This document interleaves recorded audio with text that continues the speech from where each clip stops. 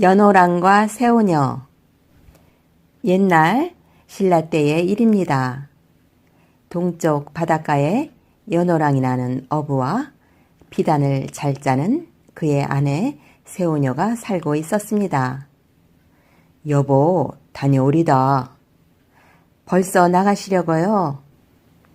일찍 나가야 고기를 많이 잡지 않겠소. 고기만 잡지 말고 미역도 좀 따오세요. 그러리다. 그럼 다녀오세요. 연호랑은 바닷가로 나갔습니다. 바다에는 따뜻한 바람이 불고 있었습니다. 새우녀가 미역이 먹고 싶은 모양이지. 미역을 따볼까? 연호랑은 바다 가운데로 길게 뻗어 있는 바위로 갔습니다. 우선 신을 벗고 연호랑은 모래밭에 신을 벗어놓고 바위로 올라갔습니다. 이 밑에는 미역이 많을 거야. 연호랑은 바위 근처 물속을 찬찬히 들여다보았습니다. 거기에는 정말로 많은 미역들이 바닷물에 흔들리고 있었습니다. 야, 싱싱한 미역이구나. 이것만 다 따도 한 바구니가 넘겠는데? 연호랑은 힘든 줄도 모르고 새우녀를 위해 열심히 미역을 따기 시작했습니다. 한동안 미역을 따다가 연호랑은 바위에 앉아 수평선을 바라보았습니다. 저 바다 끝에는 무엇이 있을까? 연호랑은 먼 바다를 바라보며 이런 생각을 하고 있었습니다. 그때였습니다. 바위가 움직이네. 연호랑이 앉아있는 바위가 흔들리기 시작하더니 바다 가운데로 떠갔습니다. 아니 이런 일도 있나? 바위가 떠가다니. 바위는 점점 동쪽 바다로 나아갔습니다. 연호랑은 육지를 바라보며 아내를 불렀습니다. 새우녀! 새우녀! 바위는 연호랑을 태운 채 어디론가 계속 흘러갔습니다. 어느새 바다에는 어둠이 내렸습니다. 아, 새우녀. 새우녀는 지금 얼마나 나를 기다리고 있을까? 연호랑은 집에서 자기가 돌아오기를 기다리고 있을 아내를 생각하고 눈물을 흘렸습니다. 새우녀는 아마 내가 물에 빠진 줄로 알 거야. 얼마나 슬퍼할까? 그러는 동안 날이 밝아오기 시작했습니다. 아, 육지다! 바다 위로 해가 떠오르면서 저 멀리 육지가 보였습니다. 대체 여기가 어디쯤일까? 바위는 육지 쪽으로 흘러갔습니다. 야, 바다가 떠온다. 저것 봐라. 바위에 사람이 타고 있다. 바위를 타고 바다를 건너오다니 신령님이 아닐까? 육지에 있던 사람들은 연호랑을 발견하고 신령님일 거라고 말을 했습니다. 그러나 연호랑은 그들이 하는 말을 알아들을 수가 없었습니다. 뭐라고 하는 걸까? 마침내 연호랑은 육지에 내렸습니다. 여기가 어디지? 연호랑의 주위를 둘러보니 그것은 아주 낯선 곳이었습니다. 여기가 어디지요? 나는 신라 사람으로 이름은 연호랑이라 하오. 연호랑은 모여있는 사람들에게 물었으나 아무도 연호랑의 말을 알아듣지 못했습니다. 어디 한번 한자로 써서 보여주자. 연호랑이 한자로 뜻을 전하자 그들은 고개를 끄덕이더니 이렇게 썼습니다. 신령님, 어서 마을로 들어가시지요. 그들은 연호랑을 마을의 제일 큰 집으로 안내했습니다. 저희 나라에 오시느라고 수고가 많으셨습니다. 어서 음식을 좀 드십시오. 연호랑은 잘 차려진 상 앞에 앉았습니다. 연호랑이 음식을 다 들고 나자 사람들은 모두 연호랑 앞에 무릎을 꿇고 엎드렸습니다. 신령님이 저희에게 오신 것은 큰 복입니다. 저희들의 임금님이 되어주십시오. 나는 임금이 되려고 여기 온 게 아니요. 그리고 나는 신령이 아니라 신라 땅에 사는 어부요. 어쨌든 저희는 지금까지 훌륭한 임금님이 나타나시기를 기다리고 있었습니다. 이 나라의 임금님으로 모시겠사오니 저희들의 청을 거절하지 마시옵소서. 사람들은 간곡히 부탁을 했습니다. 어허, 참 곤란한 일이구려. 연호랑은 할 수 없이 사람들의 뜻에 따라 이 나라의 첫 번째 임금님이 되었습니다. 임금님, 이 예복을 입으시지요. 여기 왕관도 있습니다. 연호랑은 임금의 예복을 입고 왕관을 썼습니다. 과연 우리 임금님은 훌륭하셔.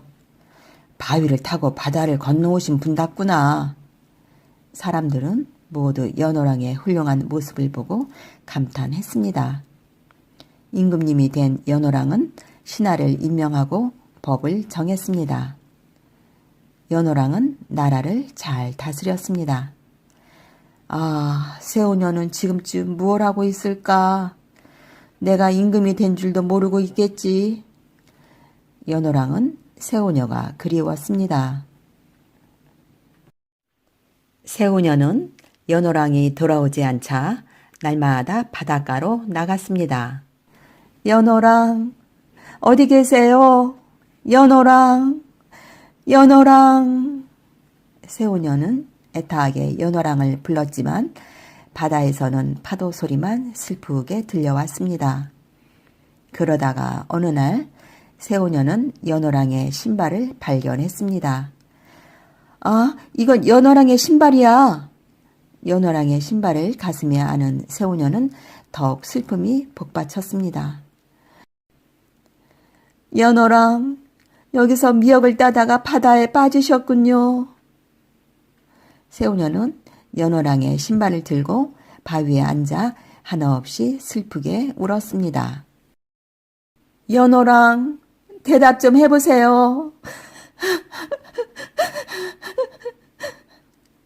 그때였습니다. 이상하게도 세오녀가 앉아있는 바위가 움직이기 시작했습니다. 어머나, 바위가 움직이네? 처음에는 천천히 움직이던 바위가 어느덧 바다 가운데로 나와 있었습니다. 아, 어떡하지? 바위야, 나를 실어가려거든. 연호랑이 있는 곳으로 실어다 다오. 세오녀는 바위 위에 앉아 어디론가 흘러가면서도 연호랑을 생각했습니다. 날이 어두워졌습니다. 연호랑, 무서워요. 바위는 자꾸만 흘러갔습니다. 울다가 지친 세오녀는 그만 정신을 잃었습니다. 세오녀가 눈을 떴을 때는 어느 바닷가였습니다. 아, 여기가 어딜까? 내가 그동안 정신을 잃었나 봐. 세오녀가 정신을 차리고 주위를 살피고 있을 때 사람들의 말소리가 들려왔습니다. 임금님이 타고 오신 바위와 똑같은 거야. 그래, 맞아. 그런데 이번에는 여자 신령님이 타고 오셨어. 아름다우신 여자 신령님이야. 사람들은 세오녀를 신령님이라고 부르며 좋아했습니다.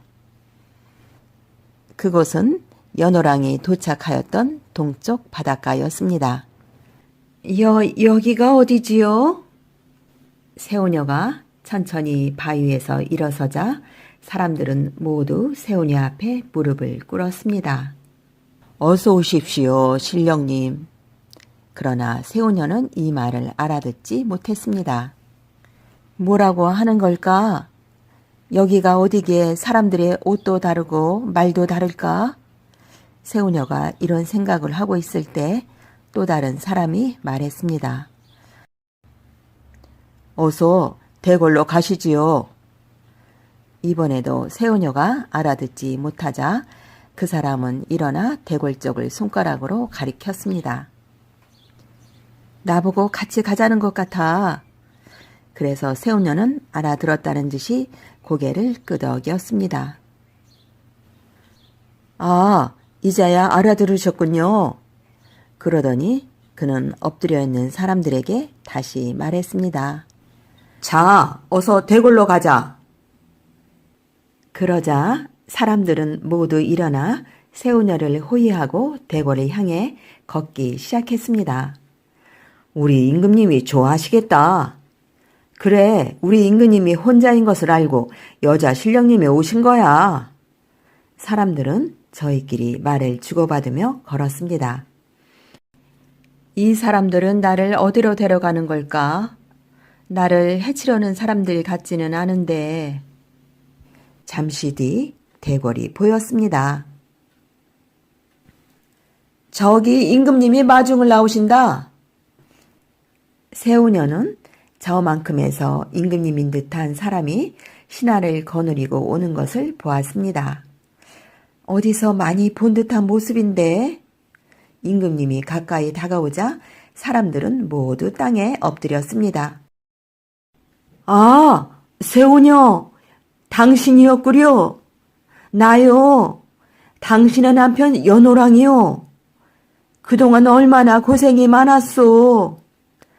새우녀는 처음에는 자신의 눈을 의심했습니다.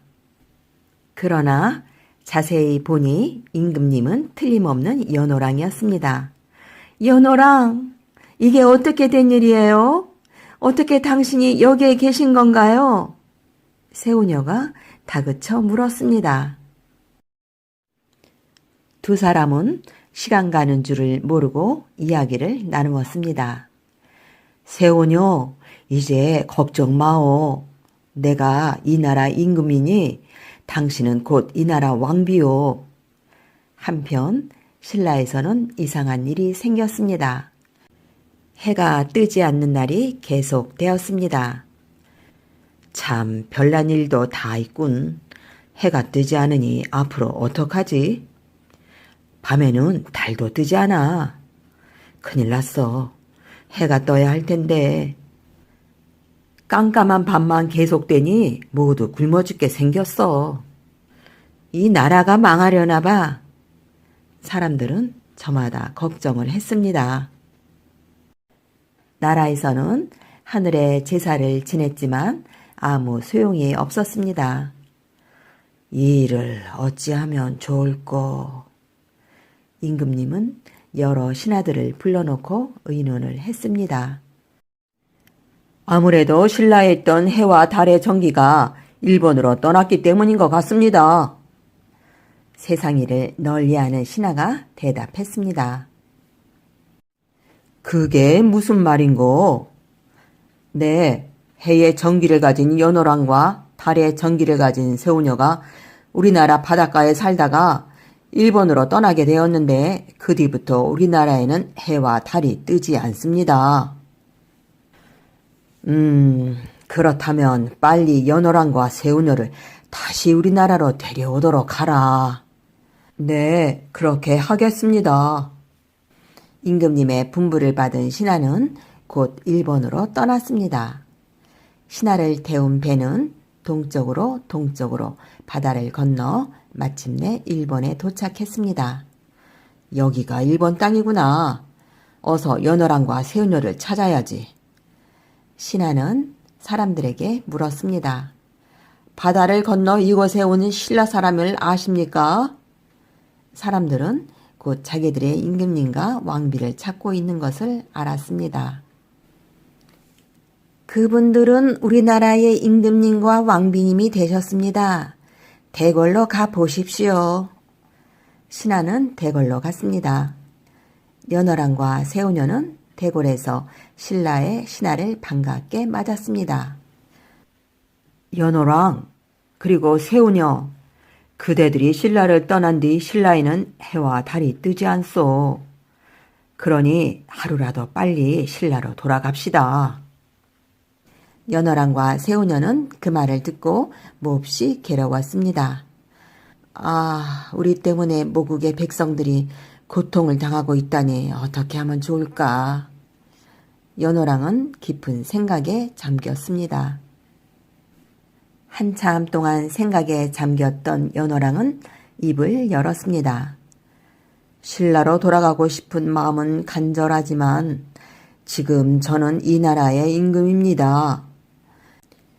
이 나라 백성을 뿌리치고 돌아갈 수가 없군요. 하지만 제가 신라에 다시 해와 달이 뜨게 해보지요. 연호랑은 새우녀가 정성껏 짠 비단을 가져오게 했습니다. 이 비단은 새우녀가 고향을 그리며 해와 달의 정기를 모아 짠 것입니다. 이 비단을 높이 걸어놓고 하늘에 제사를 지내보세요. 신라에서 간 신하는 연호랑과 새우녀가 주는 비단을 가지고 신라로 돌아왔습니다. 신라는 아직도 암흑의 나라였습니다. 신하는 임금님께 나아가 일본에서 있었던 이야기를 했습니다. 그럼 어서 제사 지낼 준비를 하여라. 동쪽 바다를 향해 비단이 높이 걸리고 향이 피워졌습니다. 임금님이 앞으로 나와 절을 했습니다. 그때였습니다. 야, 동쪽 하늘이 밝아온다. 해가 점점 눈부시게 떠올랐습니다. 이게 얼마 만에 보는 햇빛인가? 사람들은 기뻐서 어쩔 줄을 몰랐습니다.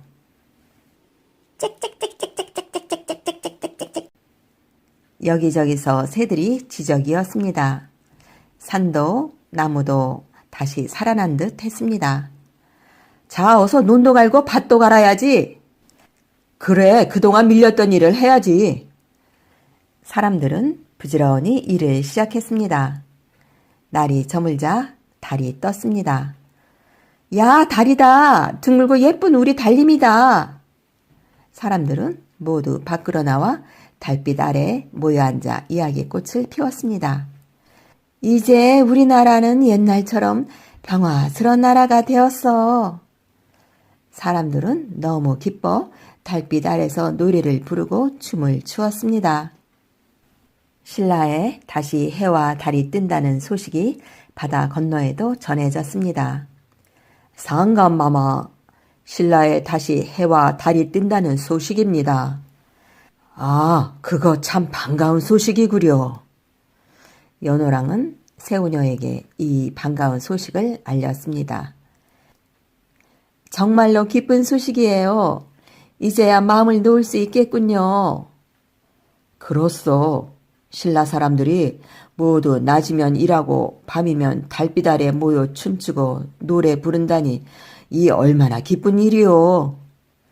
연호랑과 새우녀는 흐뭇한 미소를 지으며 바다 건너 먼 고국 신라 쪽을 바라보았습니다.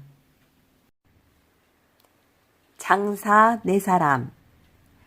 먼 옛날 어느 마을에 이름난 사냥꾼이 예쁜 아내와 행복하게 살고 있었습니다.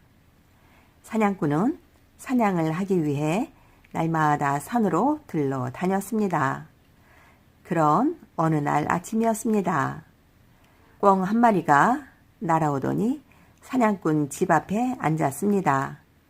여보, 여보, 왜 그러세요?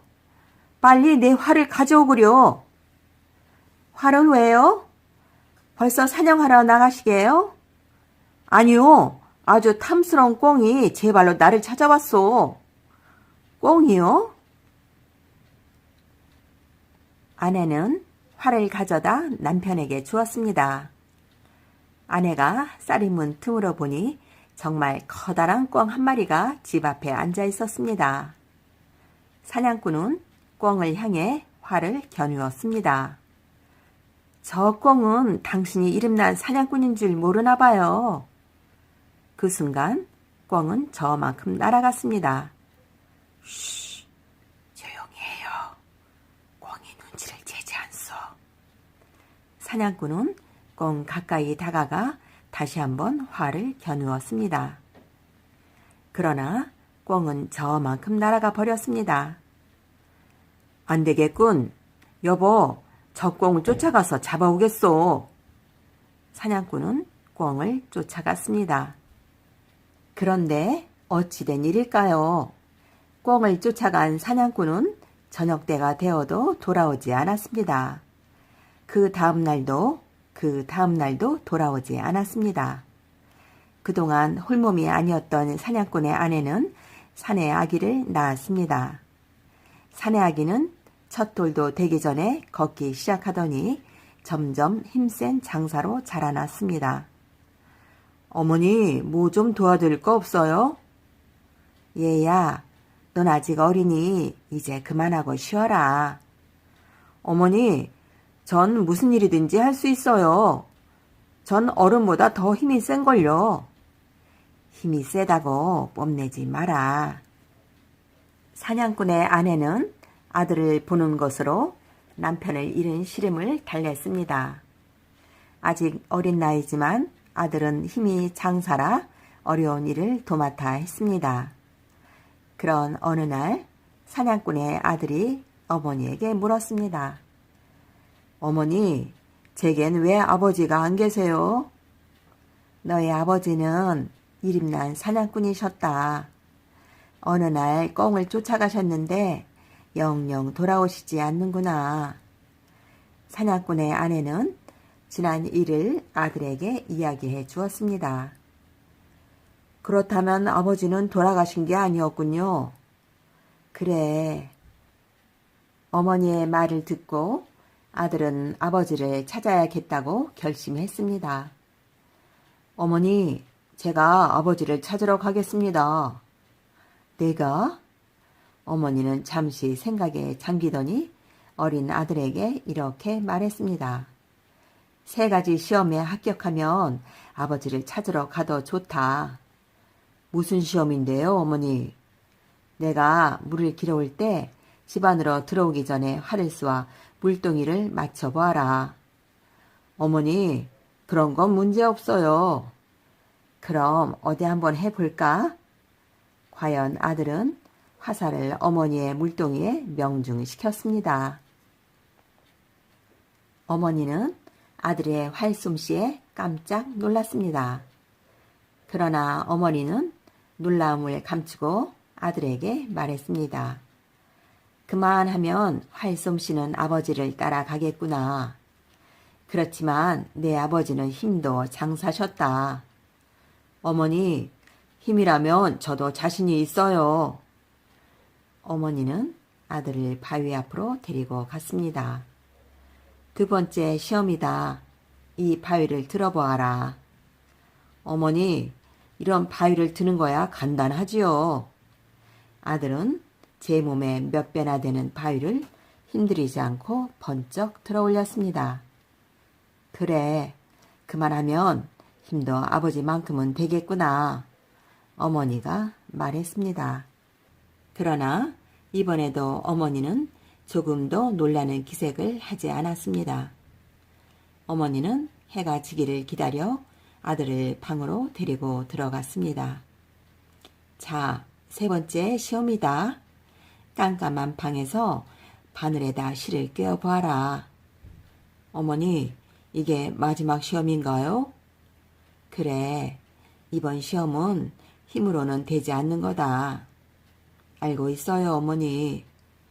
잠시 뒤에 아들이 다시 말했습니다. 어머니, 불을 켜보세요. 어머니는 등잔에 불을 붙였습니다. 방안이 환해졌습니다. 아니, 얘야, 어떻게 그렇게 간단히 꿰었니? 환한 불빛 아래 아들은 실이 꿰어진 바늘을 들고 있었습니다. 보세요, 어머니. 이제 아버지를 찾아 나서도 되겠지요? 어머니는 어린 아들이 집을 떠나는 것을 막기 위해 3가지 시험을 했지만 이젠 어쩔 수가 없었습니다. 그래, 더 붙잡을 수가 없구나. 어머니, 허락해 주셔서 고맙습니다. 아버지를 꼭 찾겠어요. 다음 날 아들은 아버지를 찾아 길을 떠났습니다. 사냥꾼의 아들은 아버지가 사냥을 다녔음직한 산을 찾아갔습니다. 며칠을 걸려 깊은 산에 도착했을 때 사냥꾼의 아들은 신기한 일을 보았습니다. 바람도 불지 않는데 저 나무까지는 왜 저렇게 흔들리나? 사냥꾼의 아들은 가까이 가 보았습니다. 바람도 불지 않는데 웬 바람 소리는 또 이렇게 심하지? 사냥꾼의 아들이 더 가까이 가보니 나무 밑에 웬 소년이 잠들어 있었습니다. 넌 누구냐? 누가 남의 단잠을 깨우는 거야? 나뭇가지가 흔들리는 것은 잠자는 소년의 콧김 때문이었습니다. 바람소리도 잠자는 소년의 숨소리였습니다. 나뭇가지가 흔들리고 바람소리가 날 정도로 콧김이 센 걸 보니 기운 꽤나 쓰겠는데? 그런 걸 알면서도 내 잠을 깨우는 걸 보니 너도 힘 꽤나 쓰는 모양이구나. 그런 셈이지. 좋아, 그럼 우리 한번 힘을 겨뤄보자. 두 소년은 팔씨름을 시작했습니다. 한참 만에 사냥꾼의 아들이 소년을 이겼습니다. 그러자 소년은 사냥꾼의 아들 앞에 무릎을 꿇었습니다. 형님, 몰라봬서 죄송합니다. 사냥꾼의 아들은 의젓하게 소년의 등을 두드리며 말했습니다. 됐다, 일어나거라. 두 소년은 그때부터 의형제가 되었습니다. 그런데 아우야, 너는 무슨 일로 이런 산속을 헤매고 있는 거냐? 네, 저는 아버지의 원수인 천년 묵은 호랑이를 찾아가는 길입니다. 천년 묵은 호랑이? 네, 저희 아버지는 이름난 사냥꾼이셨는데 토끼로 변한 천년 묵은 호랑이를 쫓아가신 뒤 소식이 없습니다. 사냥꾼의 아들은 귀가 번쩍 띄었습니다. 어머님의 말씀이 생각났기 때문입니다. 어머니는 아버지가 꿩을 쫓아가신 뒤 돌아오시지 않았다고 하셨어. 그렇다면 그 꿩은 천년 묵은 호랑이임에 틀림없군. 소년이 물었습니다. 형님은 어디를 가시는 길입니까? 나도 천년 묵은 호랑이를 찾으러 간다. 그래요? 잘 됐군요. 두 소년은 함께 길을 떠났습니다. 두 소년이 어떤 절벽에 이르렀을 때 한 소년이 절벽 아래로 지나가고 있었습니다.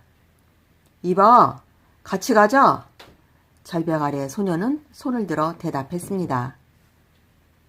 절벽 위로 올라간 소년은 의형제인 두 소년에게 물었습니다. 너희들은 어디를 가는 길이냐? 그러자 의형제 중에서 아우가 나서며 소년을 꾸짖었습니다. 형님한테 말버릇이 곱지 못하구나. 형님이라고? 누가 진짜 형님인지 한번 겨뤄봐야겠구나. 좋지. 이번에는 의형제 중에서 형이 말했습니다. 두 소년은 줄타기로 형을 정하기로 했습니다. 절벽 사이에 줄이 메어지고 줄타기가 시작되었습니다. 이쪽 절벽에서 저쪽 절벽까지는 까마득한 거리였습니다. 새로운 소년은 열을 셀 동안에 그 사이를 건너갔다 왔습니다. 그러나 의형제 중 형은 5을 세는 동안에 벌써 건너갔다 왔습니다. 이것을 본 새로운 소년은 무릎을 꿇으며 말했습니다. 앞으로는 형님이라고 부르겠습니다. 그래, 내가 셋째가 되어라. 알겠습니다, 형님. 셋째야, 너는 지금 어디를 가는 길이냐? 네, 아버지를 찾아가는 길입니다. 둘째가 말했습니다. 너 아버지를 천년 묵은 호랑이한테 잃은 모양이구나. 네, 맞아요. 천년 묵은 호랑이한테 잡혀간 아버지를 찾아가는 길이지요. 잘됐다. 우리도 천년 묵은 호랑이를 찾아가는 길이니 함께 가자. 제일 큰 형이 말했습니다.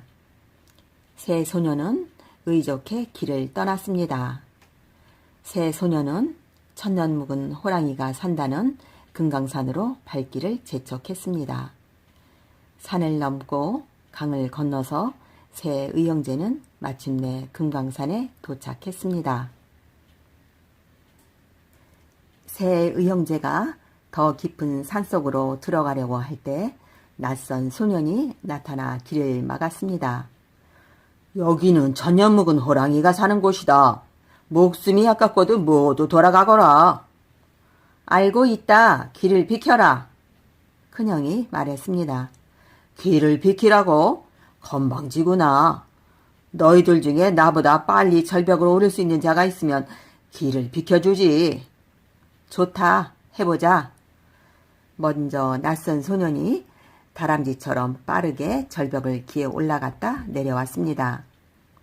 다음에는 의형제 중 큰형이 절벽을 올라갔습니다.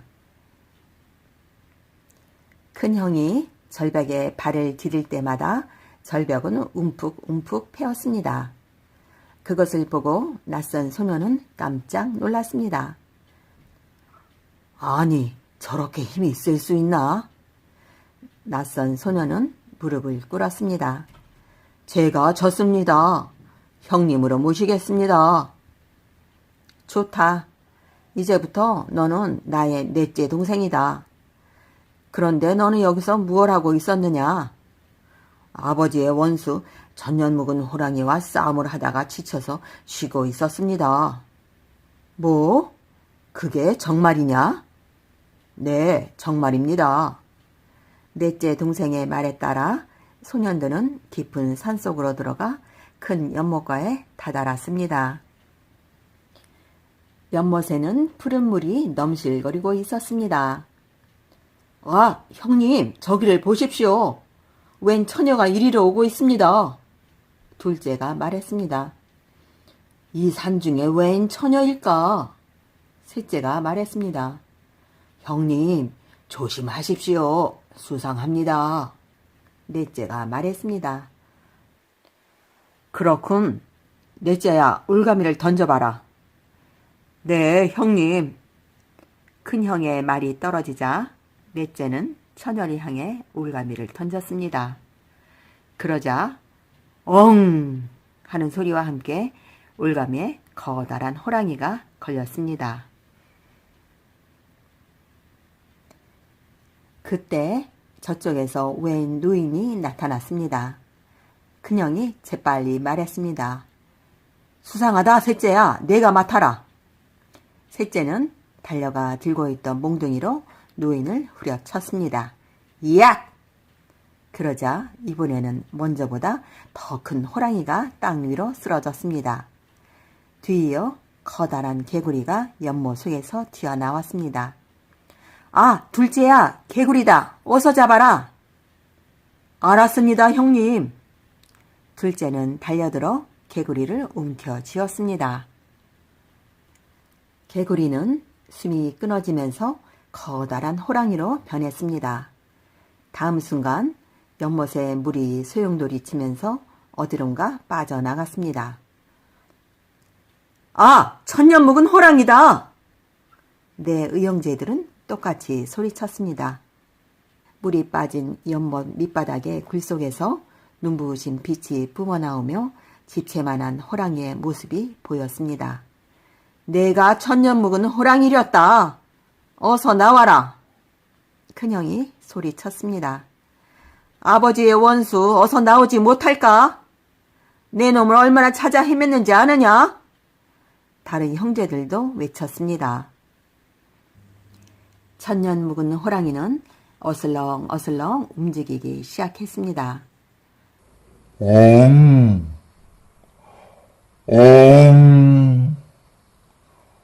산이 쩌렁쩌렁 울릴 정도로 천년 묵은 호랑이가 울어댔습니다. 어서 나와 우리 앞에 무릎을 꿇어라.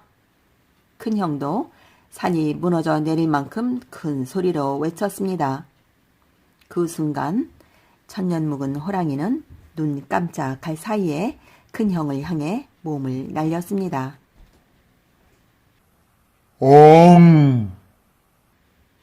야!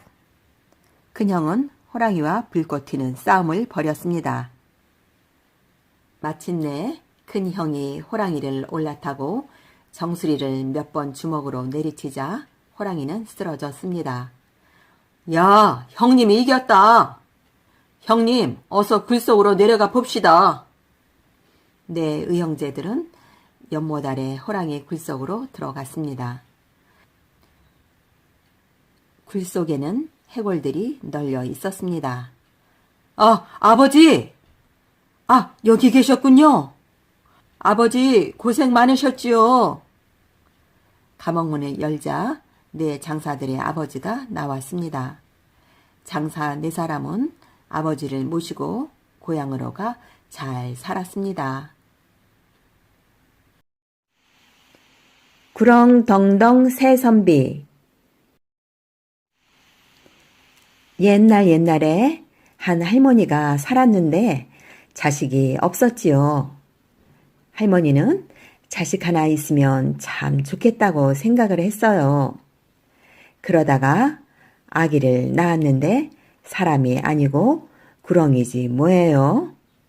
금빛 나는 커다란 구렁이 말이에요. 그런데 구렁이를 집안에서 키울 수가 없잖아요. 그래 뒷마당 굴뚝 밑에 갖다 놓고 삿갓으로 덮어놨지요. 할머니 이웃에는 큰 부자가 살았는데 딸이 셋이 있었어요. 큰딸이 할머니를 찾아왔지요. 할머니가 아기를 낳았다며? 어디 있어요? 응, 뒷마당 굴뚝 밑에 삿갓으로 덮어놨지. 큰딸은 구렁이를 보고는 퇴 침을 뱉고 집으로 돌아갔어요. 둘째 딸도 할머니를 찾아왔지요. 할머니가 아기를 낳았다며? 어딨어요? 뒷마당 굴뚝 밑에 삿갓으로 덮어놨지. 둘째 딸도 구렁이를 보고는 퇴 침을 뱉고 집으로 돌아갔어요. 셋째 딸도 할머니를 찾아왔지요. 할머니가 아기를 낳았다며? 어디 있어요? 뒷마당 굴뚝 밑에 삿갓으로 덮어놨지. 셋째 딸이 구렁이를 보고 말했어요. 할머니 구렁덩덩 새선비를 낳았네요. 셋째 딸은 삿갓을 잘 덮어주고 집으로 돌아갔어요. 구렁이는 무럭무럭 자라서 장가갈 나이가 되었지요. 어느 날 구렁이가 할머니에게 말했어요. 이웃집 딸한테 장가 좀 보내달라고 말이에요. 말도 안 되는 소리. 너 같은 구렁이한테 누가 시집을 오겠느냐? 그러자 구렁이가 이러는 거예요. 내 말 안 들으면 다시 어머니 뱃속으로 들어가겠어요. 할머니는 하는 수 없이 이웃에 있는 부잣집으로 찾아갔어요. 할머니는 부잣집 마님을 만나서 겨우 말을 꺼냈어요. 아, 글쎄 우리 아들이 댁에 따님한테 장가 가고 싶다네요. 부잣집 마님은 그런 말을 말라고 벌쩍 뛰다가 딸들한테 물어나 보자고 말했어요. 큰딸이 대답했어요. 아니 누가 구렁이한테 시집을 간대요? 둘째 딸이 대답을 했어요. 아니 누가 구렁이한테 시집을 간대요? 셋째 딸이 대답을 했어요. 어머니가 허락하시면 그렇게 하겠어요. 드디어 셋째 딸과 구렁이가 결혼을 하게 되었어요. 결혼식을 치르고 난 첫날 밤이었어요. 구렁이가 색시한테 큰 가마솥에다가 물을 펄펄 끓여달라고 했지요. 그러더니 구렁이가 그 물에 첨벙 들어가 목욕을 했어요. 그랬더니 허물을 홀딱 벗고 늠름하고 멋진 새신랑이 되었지 뭐예요. 색시는 너무너무 기뻤어요. 구렁덩덩 새선비와 색시는 재미나게 살았어요. 그러던 어느 날 구렁덩덩 새선비가 과거를 보러 가게 되었지요. 새선비는 허물을 색시에게 주면서 말했어요. 이 허물을 아무에게도 보이지 말고 잘 간수해 주어. 허물을 잃어버리거나 불에 태우면 우리는 영영 만날 수가 없다오. 색시는 구렁이 허물을 복주머니에 넣어서 옷고름에 차고 다녔지요. 하루는 언니들이 동생 집을 찾아왔지요. 동생 옷고름에 차고 있는 게 뭐냐며 보여달라는 거예요. 동생이 안 된다고 하니까 억지로 빼앗아 풀어보지 않겠어요? 언니들이 깜짝 놀라며 말했어요. 아이고 머니나 더러워라. 구렁이 허물은 못하러 차고 다녀. 파로 속에 던져서 허물을 몽땅 태워버렸네요. 구렁이 허물 타는 냄새가 집안 가득 퍼졌어요. 그 냄새는 멀리 멀리 서울까지 퍼져갔지요. 구렁덩덩 새 선비도 그 냄새를 맡고는 어디론가 훌쩍 떠나버렸어요. 그러고는 색시한테 돌아가지 않았어요. 한 달, 두 달이 지나고 한 해, 두 해가 지나도 색시한테 돌아가지 않았어요. 색시는 기다리고 기다리다가 구렁덩덩 새 선비를 찾아 나섰어요. 발길 닿는 대로 한참 가다 보니까 까마귀가 구더기를 주워 먹고 있었어요. 까마귀야, 까마귀야, 우리 구렁덩덩 새 선비님 못 봤니? 이 구더기를 깨끗하게 씻어주면 가르쳐주지. 색시가 구더기를 깨끗하게 씻어주니까 저 고개 넘어가라고 하네요. 색시는 까마귀가 일러준 대로 고개를 넘어갔어요.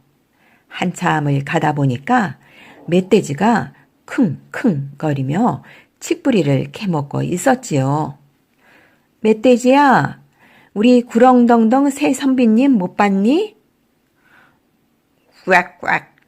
산에 있는 칡뿌리를 다 캐주면 가르쳐주지. 색시가 칡뿌리를 다 캐주니까 저 고개 넘어가라고 말을 해줬어요.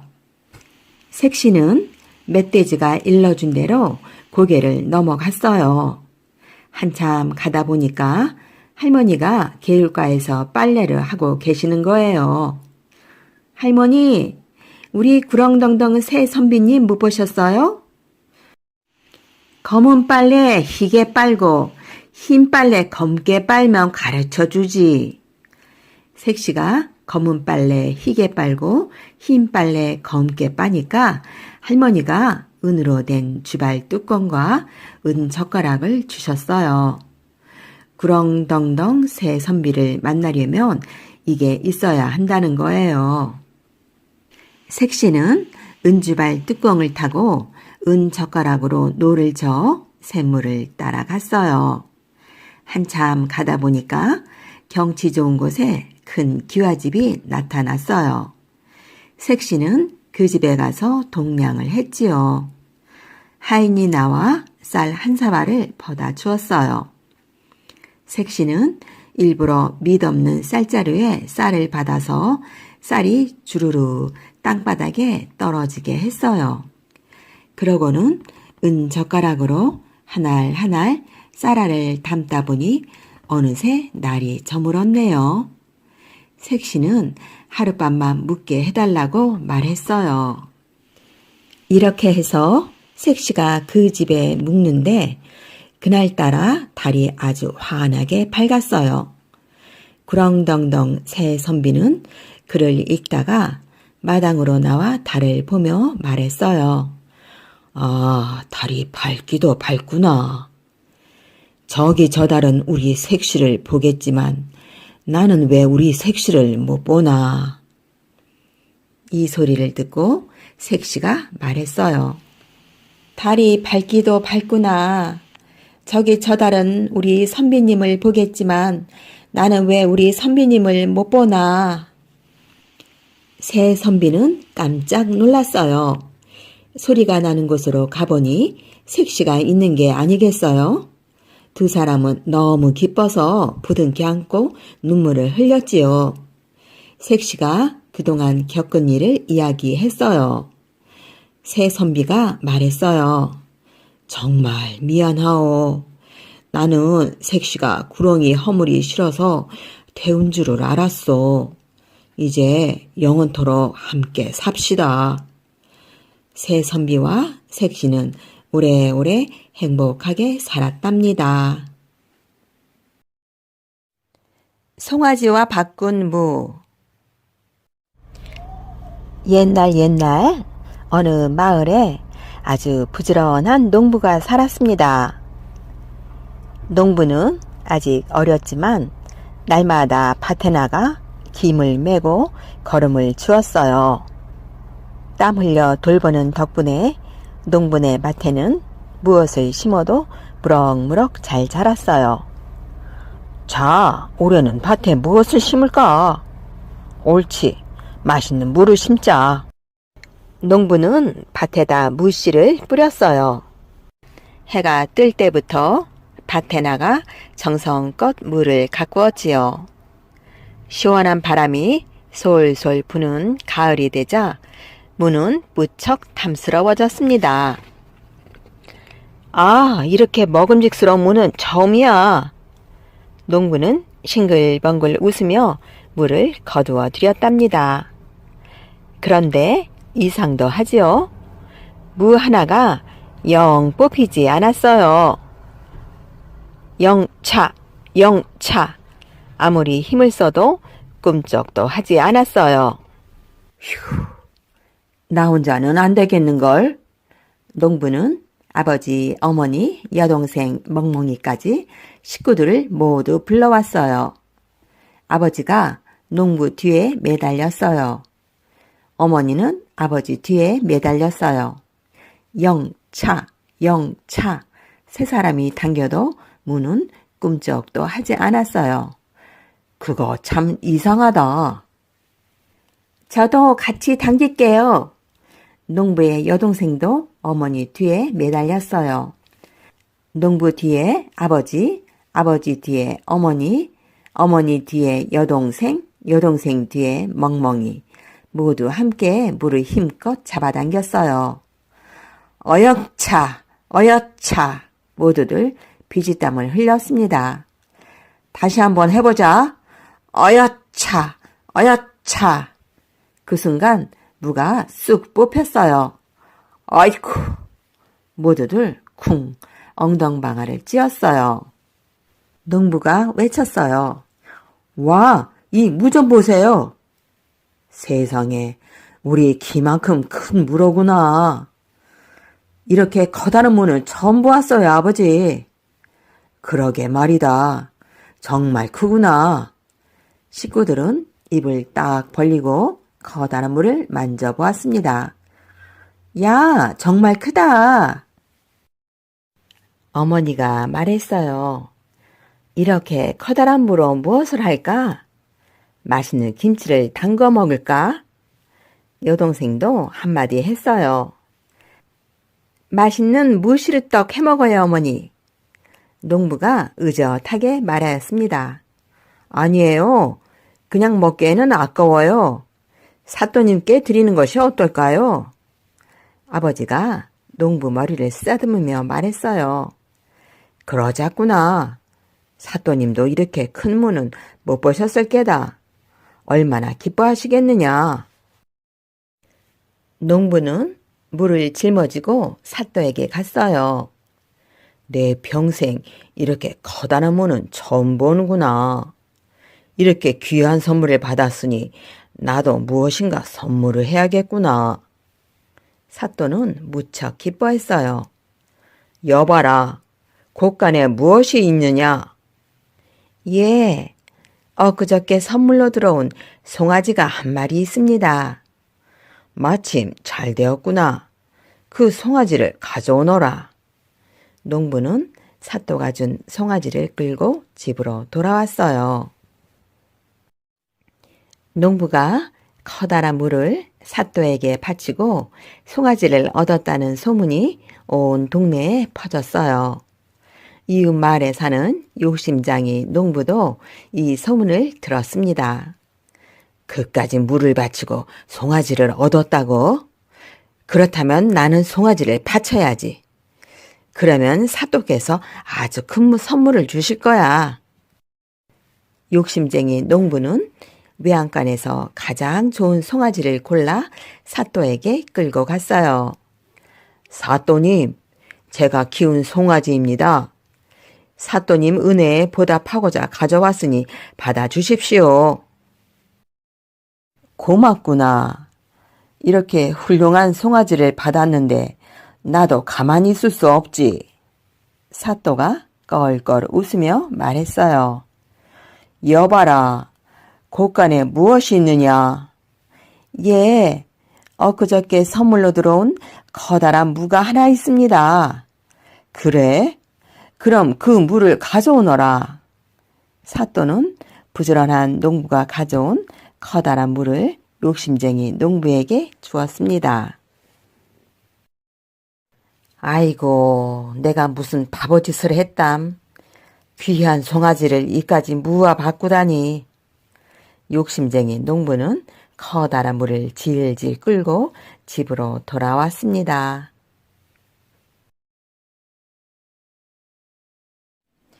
빨간 부채, 파란 부채. 옛날 옛적에 가난한 할아버지와 할머니가 살았어요. 매일 힘들게 일하는데도 간신히 먹고 살았지요. 비나이다, 비나이다, 신령님께 비나이다. 저희도 부자가 되게 해주세요.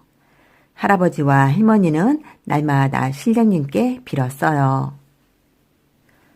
어느 더운 여름날 할아버지가 나무를 하러 가다가 길에서 빨간 부채랑 파란 부채를 주었어요.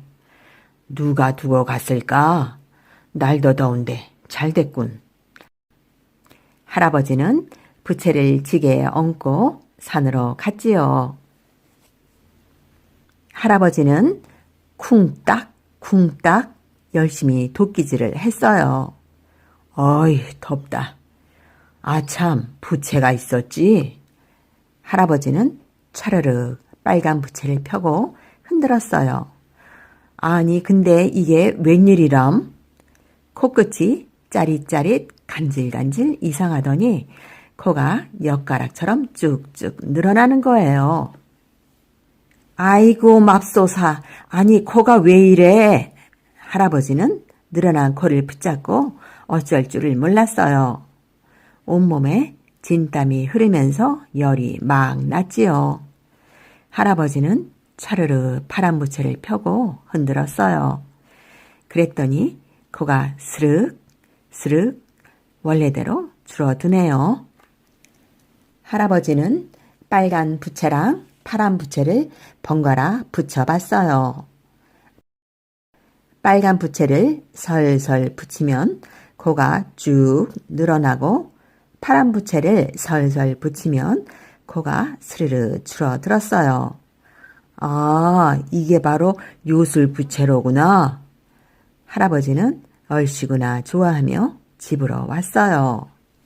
할멈, 할멈, 이리 좀 와보우. 할아버지는 할머니 얼굴에 대고 부채를 흔들었어요. 할머니도 요술 부채를 보고는 입이 떡 벌어졌지요. 할아버지는 신나게 부채를 흔들다가 무릎을 탁 쳤어요. 옳지, 이 요술 부채로 돈 좀 벌어야겠다. 며칠 후 이웃마을 김영감이 생일을 맞았는데 소문난 부자답게 크게 잔치를 열었어요. 할아버지는 이때다 싶어서 얼른 잔치집에 갔어요. 영감님, 생신 축하드립니다. 날이 영 덥습니다. 할아버지는 김영감 얼굴에 빨간 부채를 슬슬슬 붙였어요. 그러고는 얼른 부채를 소매 속에 감추었지요. 아니, 영감님 코가 왜 그러시오? 예? 내 코가 왜 이래? 멀쩡하던 사랑코가 벼랑간 홍두깨만 해졌으니 잔치고 뭐고 김영감네는 발칵 뒤집어졌지요. 용하다는 의원을 모두 부르고 좋다는 약을 다 썼지만 김영감 코는 손톱만큼도 줄어들지 않았어요. 김영감은 그만 자리에 드러눕고 말았지요. 이제 슬슬 나서 볼까? 할아버지는 김영감의 아들을 찾아갔어요. 자네 아버지 코를 고쳐줄 테니 만냥만 내게. 만냥이면 김영감네 재산 절반이에요. 김영감의 아들은 아깝지만 그러겠다고 했어요. 할아버지는 김영감네 집에서 먹고 자면서 매일 조금씩 김영감 코에 파란 부채를 붙였어요. 열흘이 지나자 김영감 코는 다시 멀쩡해졌지요. 김영감과 가족들은 고맙다고 꾸벅꾸벅 절을 했어요. 할아버지는 돈을 잔뜩 짊어지고 집으로 왔지요. 할아버지와 할머니는 소원대로 부자가 되었어요. 날마다 먹고 놀면서 편하게 지냈지요. 어느 날 할아버지는 빨간 부채와 파란 부채를 번갈아 붙이며 놀다가 문득 궁금해졌어요. 부채질을 계속하면 코가 어떻게 될까? 할아버지는 빨간 부채를 계속 붙여보았지요. 설렁설렁 쭉 부채가 흔들릴 때마다 할아버지의 코도 길어졌어요. 코는 지붕을 뚫고 뒷산보다 높이 올라갔어요. 코는 계속 길어지고 또 길어지더니 하늘나라 마당까지 뚫고 올라갔어요. 아니, 이게 뭐야? 옥황상제는 마당이 갑자기 들썩거리자 깜짝 놀랐어요. 옥황상제가 아래를 내려다보니 할아버지가 방 안에 드러누워 부채질을 하고 있네요. 옥황상제는 노발대발했어요. 여봐라, 저 코를 기둥에 꽁꽁 묶어버려라. 뭐야, 아무 일도 없잖아. 할아버지는 부채질을 하다 곧 실증이 나서 설렁설렁 파란 부채를 붙이기 시작했어요. 하지만 기둥에 꽁꽁 묶인 코가 어떻게 내려오겠어요? 코가 짧아지면서 할아버지 몸이 조금씩 위로 올라갔어요. 할아버지는 급기야 하늘나라 문턱까지 갔어요. 이제 그만 밧줄을 풀어버려라.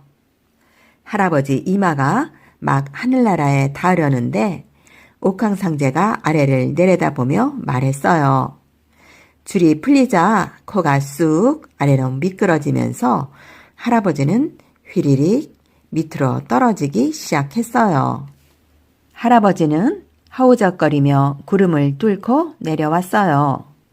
그러고도 한참을 떨어지고 또 떨어졌는데 아직도 땅에 닿지 못하고 떨어지는 중이래요.